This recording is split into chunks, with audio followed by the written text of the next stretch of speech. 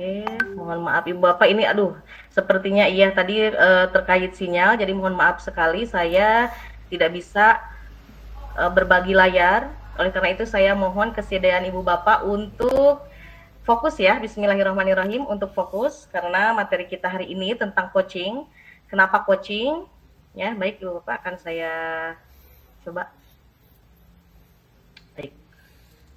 Nah, konsep coaching secara umum dan konsep coaching dalam konteks pendidikan insya Allah meskipun Ibu Bapak tidak bisa menyaksikan ataupun melihat di layar karena terkait gangguan sinyal juga, nanti akan saya share ke Pak Edi ataupun ke Ibu Somil yang nantinya akan di-share kembali ke Ibu Bapak.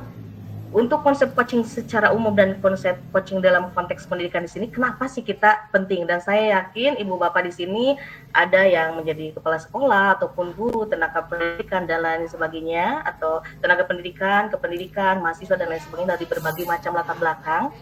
Jadi diawali meskipun di sini terfokus kepada kepala sekolah, tentunya itu tidak akan terlepas dengan tugas supervisi akademik. Kalau diibaratkan kepala sekolah itu tidak akan lepas dari supervisi akademik, yang mana supervisi akademik ini dilakukan untuk memastikan pembelajaran yang berpihak pada murid. Ya, sebagaimana tertuang dalam standar proses dan standar nasional pendidikan pasal 12, seperti yang kita ketahui bersama, yaitu pelaksanaan pembelajaran sebagaimana dimaksud dalam pasal 10 ayat 2 huruf B diselenggarakan dalam suasana belajar yang interaktif, inspiratif, menyenangkan, menantang, memotivasi peserta didik untuk berpartisipasi aktif dan memberikan ruang yang cukup bagi prakarsa ataupun kreativitas, kemandirian sesuai dengan bakat, minat dan perkembangan fisik serta psikologis peserta didik. Nah, meskipun demikian, kita dari latar belakang yang berbeda ataupun siswa ataupun guru atau mungkin dari tenaga kependidikan yang lain ini sangat penting sekali untuk coaching ini. Nah, lalu coaching sendiri dalam konteks pendidikan seperti apa? Menurut Ki Hajar Dewantara menekankan bahwa tujuan pendidikan itu adalah tanda kutip menuntun. Nah, tumbuhnya atau hidupnya kekuatan kodrat anak sehingga dapat memperbaiki lakunya. Oleh sebab itu, keterampilan coaching perlu dimiliki para pendidik untuk menuntun segala kekuatan, ya, ataupun potensi, atau bisa kita sebutnya dengan kodrat. Kodrat itu adalah potensi, agar mencapai keselamatan dan kebahagiaan sebagai manusia maupun anggota masyarakat. Dan sekarang seperti yang kita ketahui bersama bahwasanya kita bumi sekali dengan kurikulum merdeka yang mana berpihak kepada murid. Nah, disinilah coaching sangat diperlukan sekali posisi kita sebagai pamong ataupun sebagai penuntun. Nah, kemudian untuk coachingnya sendiri apa sih yang dimaksud dengan coaching? Nah, untuk coaching ini ada beberapa pakar yang mengatakan seperti Grant pada tahun 1999 itu mengartikan coaching adalah sebuah proses kolaborasi. Nah, kolaborasi yang berfokus pada solusi, berorientasi pada hasil dan sistematis. Di mana coach itu memfasilitasi peningkatan atas performa kerja, pengalaman hidup, pembelajaran diri dan pertumbuhan pribadi dari coach. Siapa sih coach? Coach itu adalah partner dari coach ya. Jadi prosesnya disebut dengan coaching.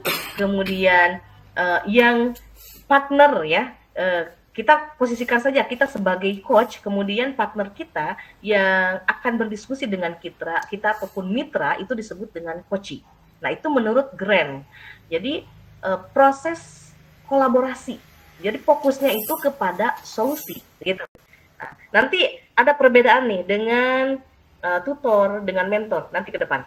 Baik, untuk selanjutnya ini ada juga menurut Whitmore pada tahun 2003, beliau mengatakan bahwa coaching ini merupakan kunci pembuka potensi seseorang untuk memaksimalkan kinerjanya. Jadi coaching ini lebih kepada membantu seseorang ya. Jadi Ibu Bapak mohon maaf kita fokus konsentrasi karena maraton sekali saya itu kalau sudah diingatkan waktu sepertinya saya ingin berlari. Jadi saya berharap Ibu Bapak bisa fokus dan konsentrasi ya. Nanti kalau misalkan ada yang ingin ditanyakan atau kita berdiskusi lebih lanjut nanti di akhir. Oke, jadi sekali lagi saya sampaikan untuk Whitmore itu mengartikan coaching adalah kunci pembuka potensi seseorang untuk memaksimalkan kinerjanya. Jadi coaching itu membantu seseorang untuk belajar daripada mengajarinya, gitu ya. Jadi membantu seorang coach untuk belajar daripada mengajarinya, bukan mengajari, tetapi membantu untuk si coach mampu belajar. Nah, lalu untuk metode pengembangan diri ini, karena ini masuk kepada metode pengembangan diri ya Ibu Bapak, coaching ini. Jadi pengembangan diri ini ada beberapa. Di antara adalah coaching yang tadi sudah disampaikan, kemudian ada mentoring, ada juga counseling, ada juga fasilitasi, begitu. Dan ada juga training. Lalu apa sih yang membedakan coaching dengan metode pengembangan diri yang lain ini? Nah, tadi kalau sudah saya sampaikan, kalau coaching itu si A kita anggap saja sebagai coach, lalu mitranya adalah coachee. Oke? Untuk coaching, coach dengan coachee. Sedangkan mentoring itu mentor dengan mentee. Untuk counseling, counselor dengan counselee. Itu untuk penamaannya. Kemudian untuk training, trainer dengan training. Nah, untuk lebih jauhnya lagi perbedaannya bagaimana? Mentoring ini menurut Stone mendefinisikan mentoring itu sebagai suatu proses di mana seorang teman, guru, pelindung atau pembimbing yang bijak itu menggunakan pengalamannya untuk membantu. Ingat nih, ini berarti yang perlu digarisbawahi adalah membantu seseorang dalam mengatasi kesulitan dan mencegah bahaya. Jadi membantu seseorang dalam mengatasi kesulitan dan mencegah bahaya. Kita kaitkan lagi dengan coaching. Kalau coaching tidak membantu mengatasi masalah, tetapi memberikan jalan agar si coach mampu menemukan jalannya sendiri untuk mengatasi kesulitan. Gitu. Dan ini bisa kita terapkan kepada teman sejawat kita ataupun kepada murid kita. Lalu counseling. Counseling sendiri ada counselor dengan counselee. Ya. Menurut Rogers pada tahun 1942, dalam Hendrano dan kawan-kawan juga, dan Hendrano dan kawan-kawan itu pada tahun 2003 menyatakan bahwa konseling ini merupakan rangkaian-rangkaian kontak atau hubungan secara langsung dengan individu. Nah, ini dengan individu langsung yang tujuannya memberikan bantuan. Ini juga sama Ibu Bapak, memberikan bantuan dalam merubah sikap dan tingkah lakunya. Jadi secara langsung memberikan bantuannya. Itu yang disebut dengan konseling. Dan ada juga yang disebut dengan fasilitasi, ya. Orangnya yang menyampaikan adalah fasilitator. Schwartz pada tahun 94 mengatakan bahwasanya fasilitasi ini sebagai sebuah proses di mana seseorang yang dapat diterima oleh seluruh anggota kelompok secara substantif, berdiri netral dan tidak punya otoritas mengambil kebijakan. Melakukan intervensi untuk membantu kelompok memperbaiki cara-cara mengidentifikasi ataupun menyelesaikan berbagai masalah. Jadi ini lebih kepada kelompok. Kalau tadi mentor, coaching, kemudian ya mentor, coaching, counseling itu bisa kepada individu. Sedangkan fasilitasi itu kepada seluruh anggota kelompok ya, lebih umum begitu. Lalu ada satu lagi, training. Training itu trainer dan trainee.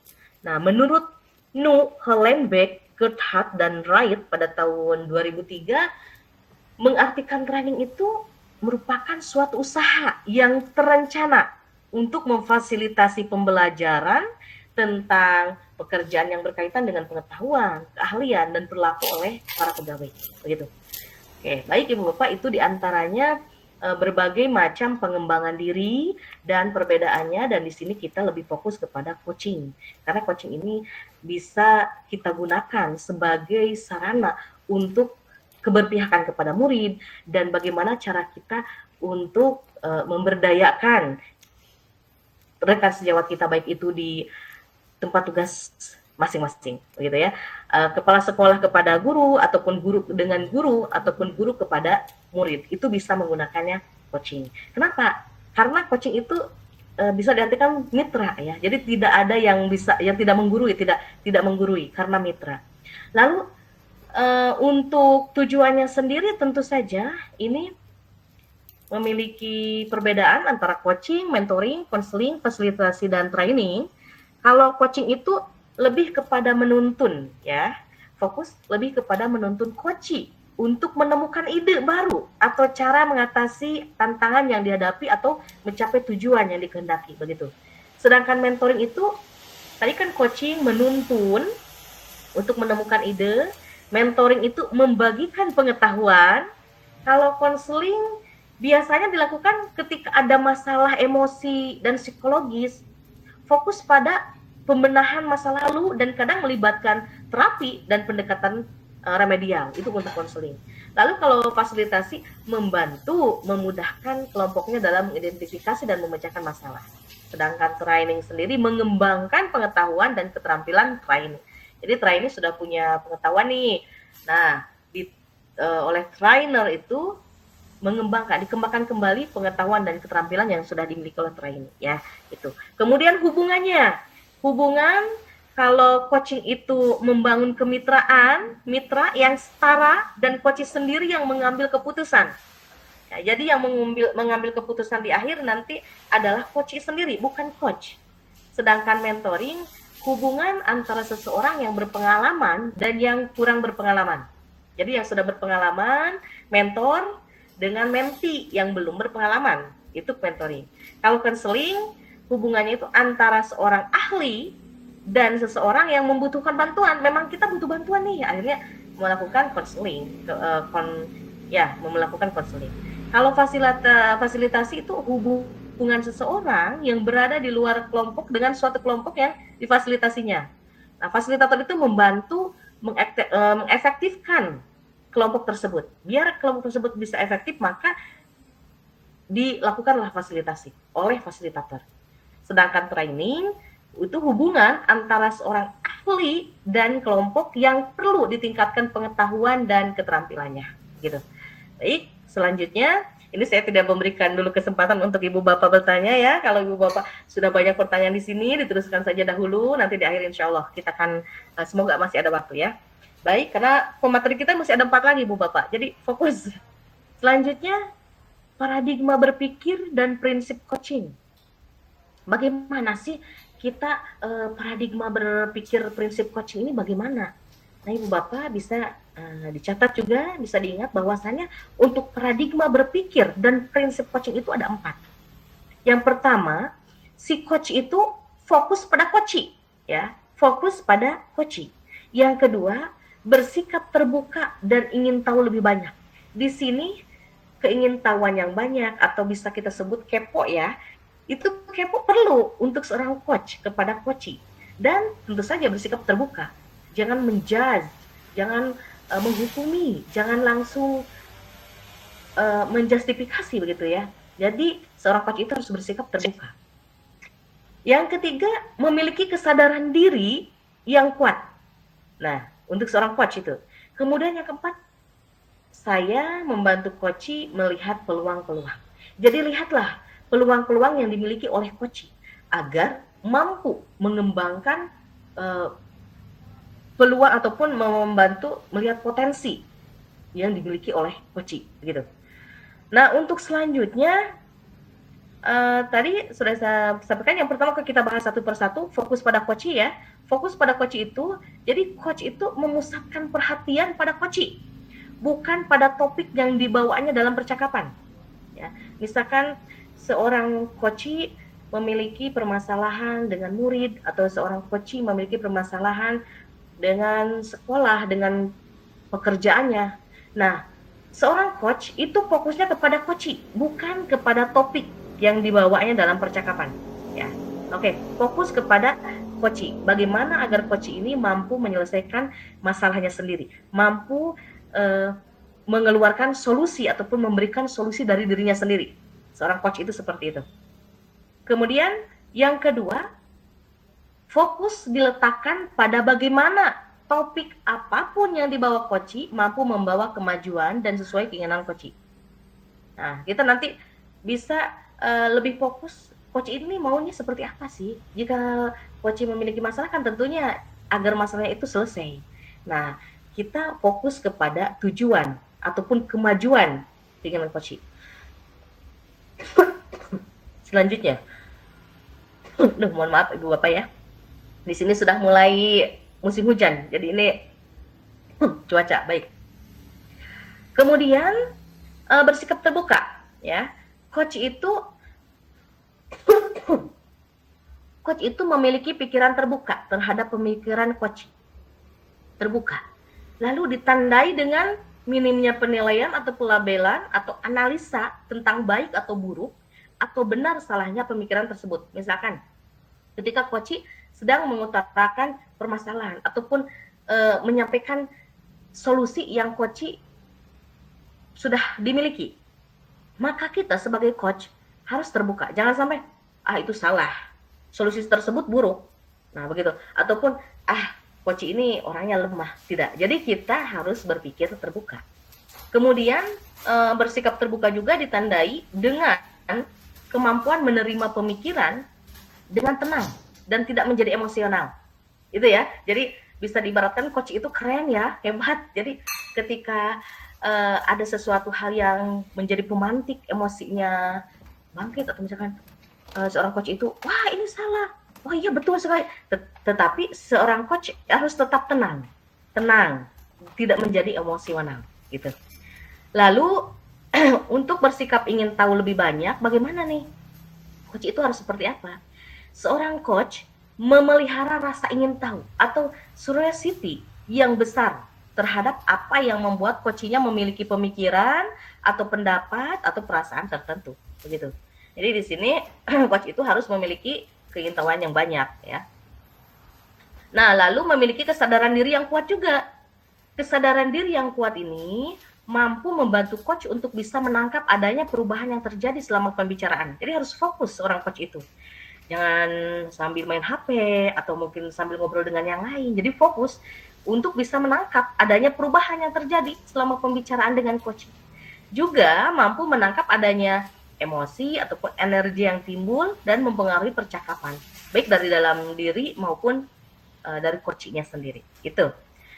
Lalu mampu melihat peluang baru dan masa depan, ya. Jadi seorang coach itu harus mampu melihat bahwasanya nih seorang coach ini melihat peluang perkembangan yang ada dan juga bisa membawa coach melihat masa depannya, memotivasi atau akhirnya mengingatkan kembali kepada coach masa depan yang diinginkan, harapan yang diinginkan oleh coach itu seperti apa, gitu, agar ia mampu menjadi manusia yang kembali bersemangat, menemukan solusi dari setiap permasalahan yang ia hadapi, gitu ya. Nah, untuk prinsip-prinsip coaching di sini ada 3 prinsip coaching ini, dan prinsip ini kita kan punya prinsip ya, dan coaching pun memiliki prinsip apa saja. Yang pertama kemitraan. Kemitraan ini ditandai oleh adanya tujuan percakapan yang disepakati. Harus ada dulu tuh tujuannya. Nanti bagaimana awal mulanya coaching, nanti Ibu Bapak di slide berikutnya akan saya sampaikan kembali. Ada alurnya ya. Jadi yang pertama, kemitraan itu ditandai adanya tujuan percakapan yang disepakati. Untuk apa nih tujuan coaching ini? Kemudian idealnya tujuan itu datangnya bukan dari coach, tapi dari coach, gitu. Tujuan itu datangnya dari coach. Misalkan ketika kita memanggil murid, misalkan contohnya ke murid ya, tahu tidak kenapa ibu memanggil hari ini? Oh iya Bu, saya tadi ada masalah, seperti itu ya.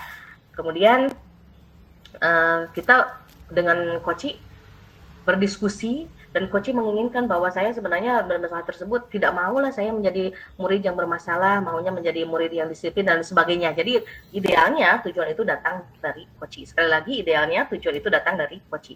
Lalu untuk percakapan kreatif ya, yang kedua, prinsip coaching itu harus kreatif percakapannya. Percakapan itu 2 arah.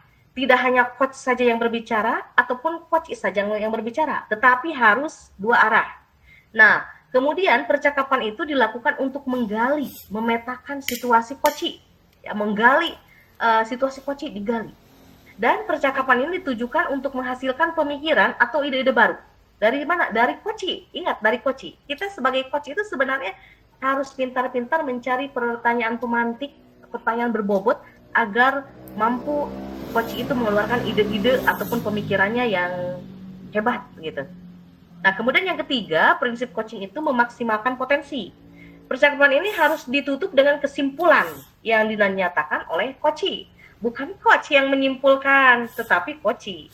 Percakapan ini menghasilkan rencana tindakan. Rencana tindakan kedepannya mau seperti apa, gitu. Agar misalkan masalahnya tidak terulang lagi atau masalahnya bisa terselesaikan, harus seperti apa, itu oleh coach sendiri. Dan kita sebagai coach harus pintar-pintar mencari pertanyaan yang berbobot, mencari pertanyaan pemantik agar rencana tindakan ataupun ide-ide yang luar biasa dari coach itu bisa muncul, bisa keluar. Itu ya, Ibu Bapak.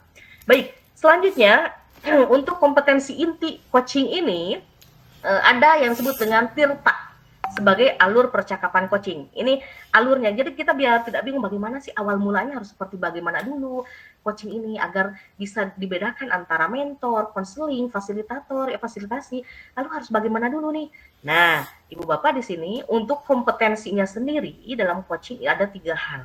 Ini penting ya, ini penting. Yang pertama presence, yang kedua mendengarkan aktif, dan yang ketiga melontarkan pertanyaan berbobot. Yang pertama presence itu hadir utuh bagi coach kita, hadir sepenuhnya. Jangan sampai ketika kita melakukan coaching, hati dan pikiran kitanya juga berada di mana, begitu ya. Jadi kita harus hadir utuh bagi coach kita. Badan, pikiran, hati selaras saat melakukan coaching. Nah, lalu kita harus dari kesadaran diri dan mampu juga membantu munculnya mindset dan kompetensi yang lain, terbuka, dan paling utama Ibu Bapak, sabar ya, sabar. Terkadang seorang coach itu ingin segera menyelesaikan permasalahan yang dihadapi oleh coach. Sabar. Kita sebagai coach jangan memberikan solusi, karena setiap coach memiliki permasalahan dan penyelesaian yang berbeda yang hanya coach yang mengalami, begitu. Jadi kita bersabar. Di sini presence termasuk kesabar. Jadi harus sabar untuk kita sudah greget nih. Untuk kasus seperti ini saya tahu jawabannya, gitu ya. Baik, seperti itu. Nah, ini sudah ada yang bertanya tentang maghrib juga kayaknya. Baik, selanjutnya mendengarkan aktif.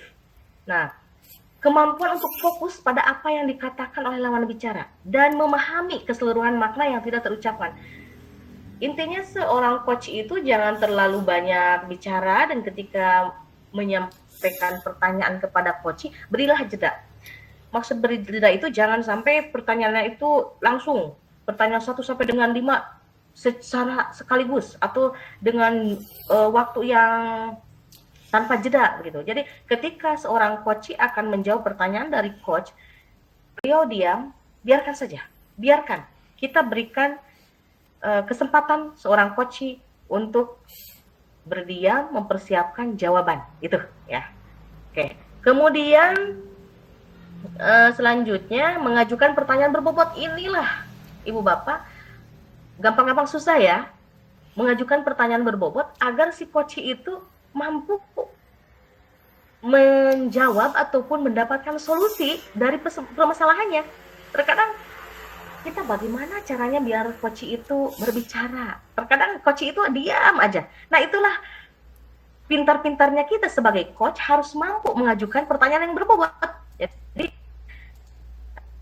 bentuk pertanyaan terbuka itu bisa menggunakan apa, bagaimana, seberapa. Nah, ini pertanyaan terbuka. Ibu Bapak bisa menggunakan pertanyaan terbuka sebagai coach kepada coach. Apa, bagaimana, seberapa. Apa yang menyebabkan Anda melakukan hal tersebut, begitu. Nah, seperti itu dan lain sebagainya.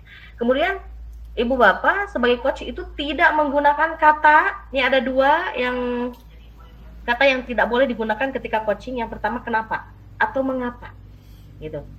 Kenapa atau mengapa? Kenapa? Karena itu menjustifikasi, menjudge, melabeli nantinya. Dan nantinya ke arah sana. Lalu yang ketiga, bukan pertanyaan tertutup juga. Jadi ingat kembali ke tadi kita menggunakannya pertanyaan terbuka, bukan pertanyaan tertutup. Pertanyaan tertutup itu seperti apa? Seperti apakah, sudahkah, apa sudah, yang mana setiap pertanyaan ini jadi jawabnya dengan ya atau tidak. Apakah Anda melakukan kesalahan? Ya, tidak. Nah, untuk seorang coach tidak menggunakan kata yang tertutup, pertanyaan tertutup, atau yang bisa dijawab dengan coachnya itu dengan jawaban iya atau tidak. Itu ya. Oke, untuk selanjutnya Ibu Bapak, sebentar lagi insya Allah ya, kita maraton saja. Mendengarkan dan bertanya. Kita sebagai coach harus mampu mendengarkan dan bertanya dengan rasa. Dengan rasa. Rasa ini singkatan dari receive, acknowledge, submerge, dan ask. Ya, receive, acknowledge, submerge, dan ask. Ini singkatan. R yang pertama receive, terima.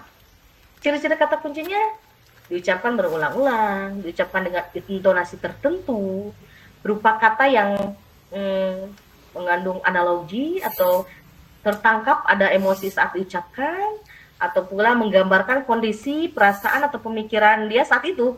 Nah, diucapkan setelah tapi atau namun untuk recite ini. Oke. Selanjutnya ada acknowledge, beri tanda. Nah, beri tanda atau sinyal bahwa kita mendengarkan dengan anggukan bisa, dengan kontak mata juga bisa. Jadi kita beri tanda kepada coach bahwasanya kita memang present, kita memang hadir, kita mendengarkan.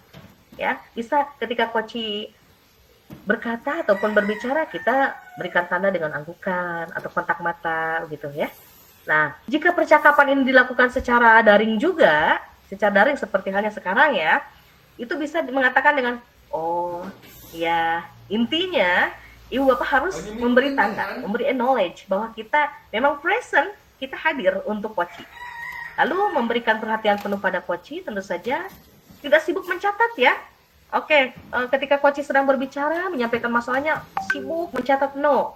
Kita tidak sibuk mencatat, langsung saja kita hadirkan diri kita sepenuhnya, fahami, hayati. Dan tidak terganggu dengan situasi lain. Misalkan ketika kita sedang melakukan coaching, ada pedagang yang lewat, atau ada yang ngajak ngobrol gitu ya, kita beralih konsentrasi kita kepada yang lain, no. Tidak ya, untuk acknowledge ini, beri tanda kepada coach bahwa kita tidak terganggu dengan situasi yang lain. Kita fokus kepada coach, menghadirkan diri sepenuhnya untuk coach, begitu. Nah, Ibu Bapak bisa membayangkan ya. Lalu rasa, S-nya, summarize atau merangkum. Nah, saat coach selesai bercerita, rangkum untuk memastikan pemahaman kita sama. Nah, setelah selesai bercerita, kita sampaikan kembali nih yang sudah disampaikan oleh coach. Rangkum saja ya, bahwa untuk memastikan bahwa pemahaman yang kita miliki juga sama dengan coach. Kemudian bisa menggunakan kata kunci juga, atau digunakan juga untuk merangkum potongan-potongan informasi yang telah didapatkan sebelum ini, atau juga memintakan konfirmasi dari coach apakah yang kita sampaikan itu, yang rangkuman yang sudah kita sampaikan itu sudah betul, sudah benar begitu ya. Nah, itu summarize. Kemudian rasa, S, tanya ya, tanya. Nah, berdasarkan yang kita dengar dari hasil merangkum itu atau summarizing, ajukan pertanyaan yang membuat pemahaman coach itu lebih dalam tentang situasinya. Disinilah kita harus memiliki pertanyaan berbobot. Pintar-pintarnya kita memilih pertanyaan yang berbobot. Nah, pertanyaan harus merupakan hasil mendengarkan, mengandung panggilan atas kata kunci atau emosi yang sudah dikonfirmasi. Lalu format pertanyaan juga terbuka, jangan sampai tertutup ya. Misalkan tadi format pertanyaan terbuka itu menggunakan kata apa, bagaimana, seberapa, kapan, siapa, atau di mana gitu. Jangan menggunakan mengapa, atau apakah, atau sudahkah, yang mana jawaban coach itu nantinya ke ya atau tidak gitu. Oke, lalu ini Bu Bapak, itu ya untuk kita sudah melakukan coaching. Lalu alur percakapan sendiri bagaimana nih? Bisakah di waktu? Bisa. Sesi coaching ini bisa di waktu 30 sampai dengan 90 menit. Atau juga bisa tidak terjawab, ya. Atau juga bisa didorong oleh kebutuhan untuk memiliki teman berpikir menghadapi situasi tertentu, atau kebutuhan untuk mengetahui kemajuan. Jadi itu silahkan disampaikan ataupun disesuaikan dengan coach dengan coachingnya sendiri ya, untuk sesi coaching ya, begitu. Jadi untuk sesi coaching sendiri ini tidak harus selesai dalam waktu 5 menit misalkan ya, karena misalkan Ibu Bapak ketika coaching sudah 30 menit nih, tapi coach belum juga menemukan solusi. Nah, sabar, karena sampai 90 menit itu masih normal. Dan di sanalah kita pintar-pintarnya seorang coach, kembali lagi pintar-pintarnya seorang coach membuat ataupun memiliki pertanyaan berbobot. Tuh. Nah, bagaimana nih alurnya untuk coaching sendiri? Kita menggunakan alur yang disebut dengan tirta. Tirta ini singkatan kembali ya, kepanjangan dari T-nya tujuan. Ibu bapak, seorang coach dengan coachee harus menyepakati dulu nih topik pembicaraannya. Dan hasil pembicaraan yang diinginkan harus maunya seperti apa. Tujuannya itu harus disampaikan di awal tentunya. Kemudian yang kedua, I-nya identifikasi, menggali dan memetakan situasi saat ini. Lalu hubungkan fakta-fakta yang ada. Ya, mengidentifikasi. Kalau dalam program guru penggerak itu ada ya, kalau ketika kita menghadapi murid yang bermasalah itu bisa menggunakan segitiga restitusi ya, yang mana ada menstabilkan identitas, memvalidasi tindakan yang salah, lalu menanyakan keyakinan, dan ini pun ada kemiripan juga. Dan yang ketiga, R-nya tirta, R-nya rencana aksi, mengembangkan ide untuk alternatif ataupun rencana aksi ataupun tanda kutip solusi. Nah, disinilah solusi. Ingat kembali Ibu Bapak, bukan coach yang memberikan solusi tetapi dari coachingnya sendiri. Dan Pak, tanggung jawab, berkomitmen akan langkah selanjutnya. Siapakah yang berkomitmen tersebut? Coachee, gitu. Baik, terima kasih untuk pengingatnya. Waktunya karena sudah habis, Ibu Bapak. Jadi intinya, ya, intinya proses coaching itu akan berhasil. Proses coaching yang berhasil itu akan menghasilkan kekuatan bagi coach dan coachee untuk mengembangkan diri secara berkesinambungan. Itu Ibu Bapak untuk materi coaching hari ini. Mohon maaf atas segala kekurangan dan kehilafannya. Terima kasih. Saya serahkan kembali kepada moderator. Terima kasih. Assalamualaikum warahmatullahi wabarakatuh. Waalaikumsalam warahmatullahi wabarakatuh. Mohon maaf Ibu karena masih ada 3 lagi narasumber saya Bu, mengingat waktu sekarang sudah jam 5 sore kurang 2 menit. Terima kasih banyak Ibu atas ilmu yang Ibu berikan Bu, semoga berkah untuk kami dan kami bisa menerapkannya Bu, dan kami minta materinya nanti Bu ya untuk dikirim ke ini WA kami, dan semoga jadi amal jariah untuk Ibu.